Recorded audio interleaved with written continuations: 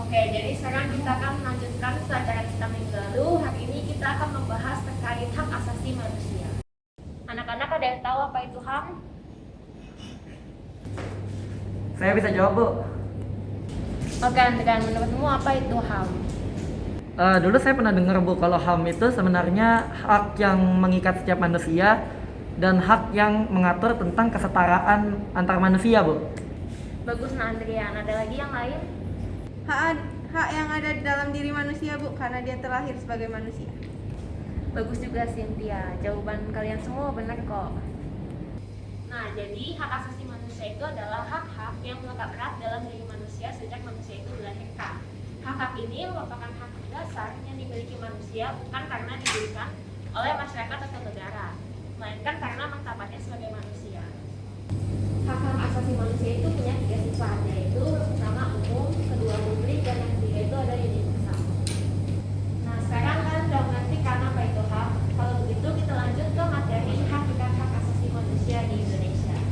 Nah, dalam konteks hakikat hak asasi manusia di Indonesia, bangsa Indonesia itu harus berpandangan bahwa bangsa Indonesia itu harus mempunyai karakteristik, dan bangsa Indonesia itu juga harus diimbangi dengan kewajiban agar kita saling menghargai dan juga menghormati tiap-tiap pihak. Ada yang tahu HAM itu ada di dalam pasal berapa dalam Undang-Undang Dasar Negara Republik Indonesia? Saya, Bu, kalau nggak salah itu ada di pasal 28 ya, Bu? Nah, betul sekali. Lebih tepatnya, HAM itu ada di dalam Undang-Undang Dasar Negara Republik Indonesia pasal 28A sampai 28J yang berisi HAM yang berkaitan dengan hidup dan kehidupan, keluarga, kemudian persamaan keadilan, dan lain-lain. Oke, jadi sekarang kita akan masuk ke materi perkembangan perlindungan HAM. Jadi HAM itu sudah dipikirkan oleh manusia sejak dahulu kala dan telah mengalami banyak perubahan gitu. Nah, tapi semuanya itu bermula dari Magna Carta pada tahun 1215. Bu, saya mau bertanya, terus kenapa bisa ada piagam Magna Carta tuh? Nah, jadi Magna Carta itu mengenai kebebasan yang direbut oleh bangsawan Inggris dari genggaman Raja Inggris. Nah, jadi ceritanya begini. Pada mulanya, terjadi pemberontakan oleh para bangsawan di Inggris. Mereka memberontak dikarenakan pemerintahan Raja John yang kala itu kurang baik.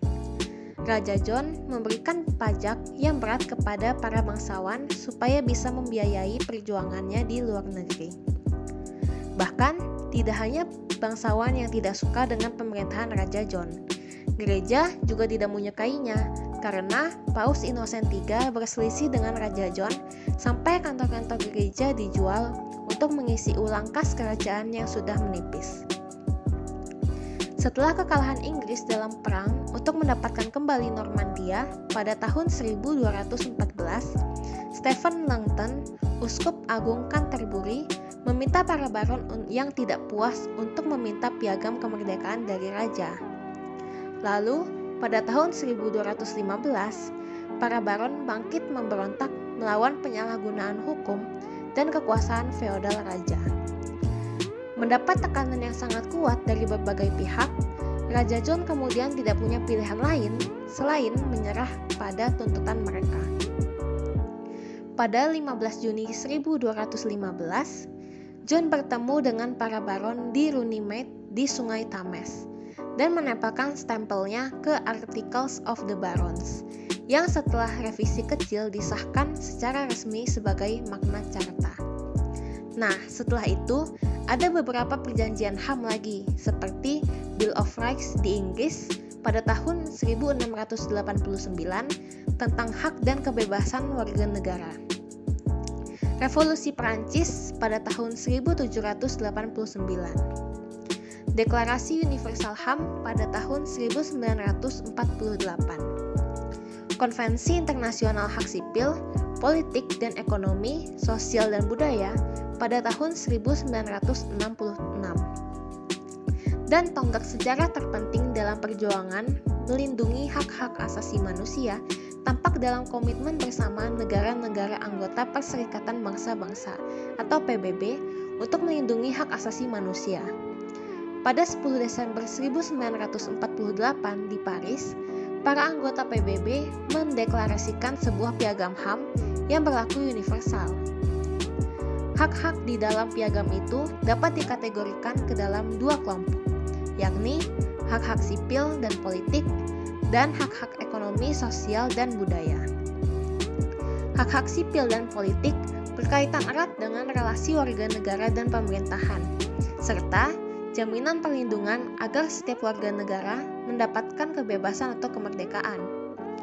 Hak-hak ini terdiri dari hak atas hidup, hak kebebasan berpikir dan hak kebebasan menyatakan pendapat, hak kebebasan hati nurani beragama, kebebasan berkumpul dan berserikat, hak atas kesamaan di depan hukum dan perlindungan hukum di pengadilan, hak politik atau partisipasi dalam pemerintahan, dan lain-lain.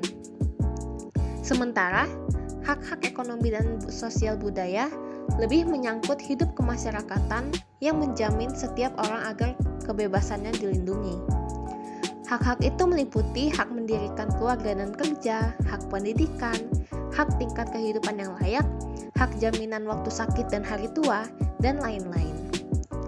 Sejalan dengan masuknya Indonesia ke dalam anggota PBB, Indonesia pun wajib melindungi hak-hak warga negaranya. Rumusan HAM di Indonesia bukan hanya untuk tunduk pada keputusan PBB, melainkan sebagai salah satu syarat negara hukum. HAM dijadikan sebagai indikator tingkat peradaban, tingkat kemajuan demokrasi, dan tingkat kesejahteraan negara Indonesia. Masuknya HAM ke dalam Undang-Undang Dasar Negara Republik Indonesia tahun 1945 merupakan suatu kemajuan besar bangsa Indonesia untuk maju dan berkembang sebagai negara modern dalam kancah dunia global. Oke, sekarang kita masuk ke dalam isu-isu aktual terkait HAM. Jadi, dulu pada tahun 1998,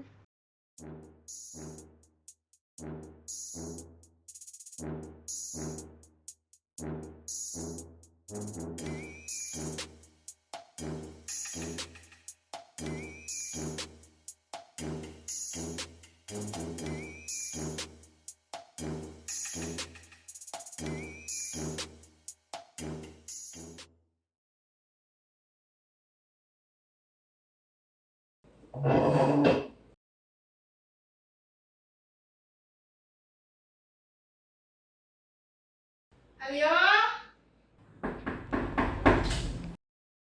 Aduh, Nak, kok lama banget sih? Mama udah tungguin dari tadi loh. Jesse? Jesse siapa? Pacar kamu ya? Udah, ayo cepat. Udah ditungguin nih. Keluar yuk.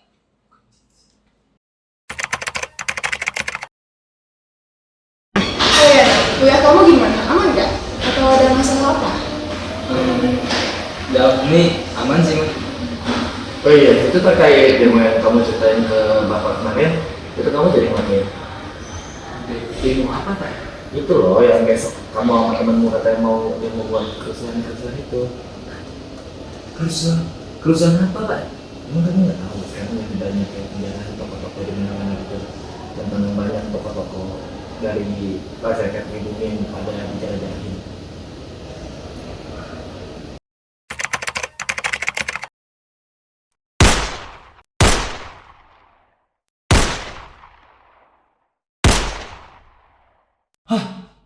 Apa yang terjadi?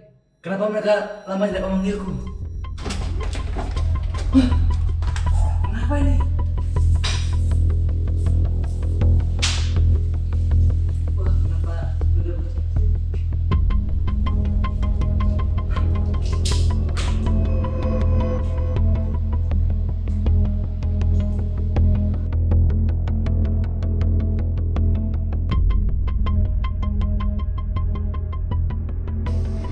Aduh, aku bingung apa yang sedang terjadi dan kenapa aku bisa di sini.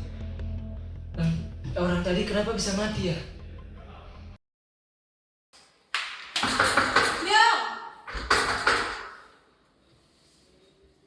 Jadi ikut demo nggak? Hah? Demo? Iya demo. Kan aku udah ajak kemarin. Ayo. Yaudah, ayo. Emang nanti kita demo ngapain? Kan aku udah bilang kemarin. Yaudah, pokoknya kamu ikut aja sama ya. Udah, ikutin. Ya udah lah.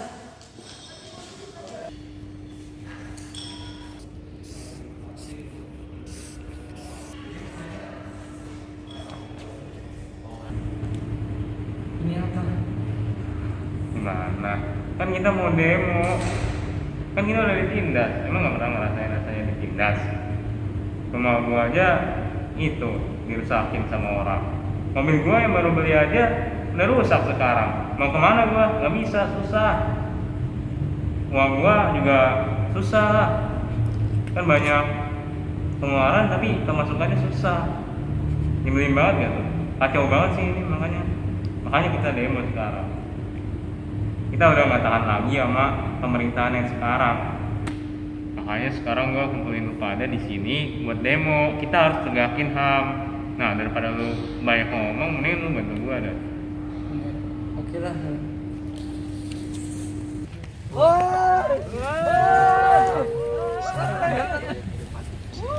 Aku di